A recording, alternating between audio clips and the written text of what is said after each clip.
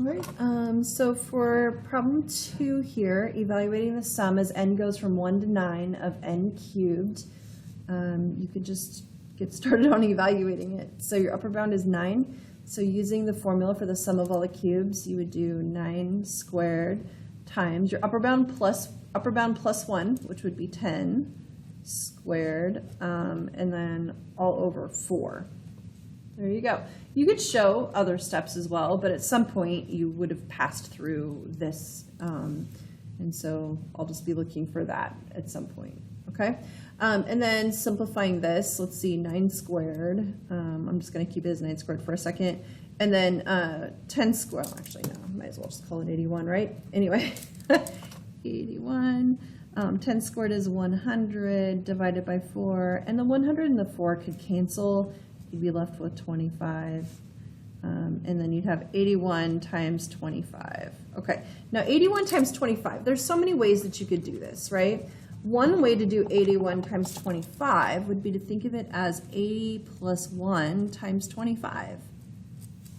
And then you just think about 25 times 8. You could even think about having 8 quarters, right? That's $2, 200 pennies. Just tack on an extra 0. And so we'd have 2,000 basically for 80 times 25, but then plus another 25. So that would be 2,025.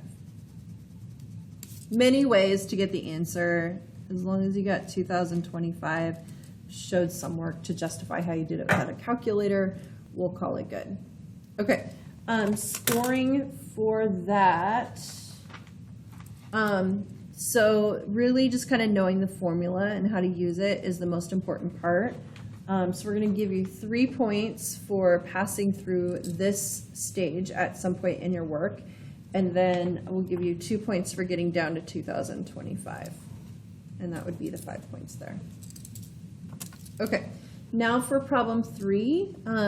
Step 1 would be to distribute sigma over subtraction. So the sum as n goes from 1 to 15 of n squared. Take away the sum as n goes from 1 to 15 of n.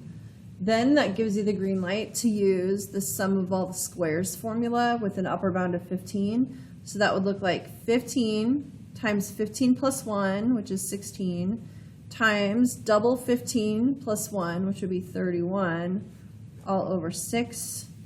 And then you'd be subtracting what you get for the sum of all the integers from 1 to 15. And so that would be 15, your upper bound, times 15 plus 1 over 2. Okay, so for, let's see, within this step, we're going to give you 2 points for getting that expression right there, and 2 points for getting that expression written in your work somewhere. And then the last point is just going to be for getting the final answer. And so to do this without a calculator, simply, I would just recommend canceling things down. So like the 2 and the 16, for example. And then you could cancel the 6 and the 15. So 3 goes into both. And then you cancel the 2 and the 16. So basically you'd be left with 5 times 8, which is 40, times 31, which you could think of 31 as 30 plus 1. And then over here, 15 times 8, totally up to you how you want to do that. In my mind, I usually think of 15 as 10 plus 5 in this situation, and then distribute the 8 in. So to do that, you'd multiply 40 times 30, you'd end up with 1,200, and then 40 times 1 would be another 40. There's that. And then over here, you've got 80 plus 40, so minus 120. So your final answer here would be 1,120. And 1 point for getting that final answer. Perfect, and that's your 5 points.